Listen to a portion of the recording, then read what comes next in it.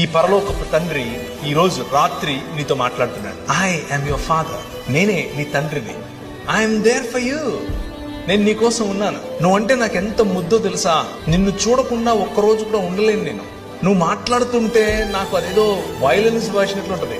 That's how your God feels about you. నీ పట్ల నీ తండ్రికి ఉండేటటువంటి హృదయం ఇది. ఎంతగా నిన్ను ప్రేమిస్తాడంటే నీ తండ్రి నీ కోసం చచ్చిపోయేంతగా చెబుతారు ఈ లోకంలో ఉన్న తండ్రులు. కానీ మా నాన్న చేసి చూపించాడు. వచ్చి మనందరినీ మళ్ళీ ఒక్క కుటుంబంగా చేయటం కోసం తన శరీరాన్ని విరిచాడు. రూపాంతరము చెందించటం కోసం రూపురేఖలు లేకుండా పోయాడు. ఆయన తన శరీరాన్ని నాటాడు. ఒక విత్తనము వలె విరిగాడు.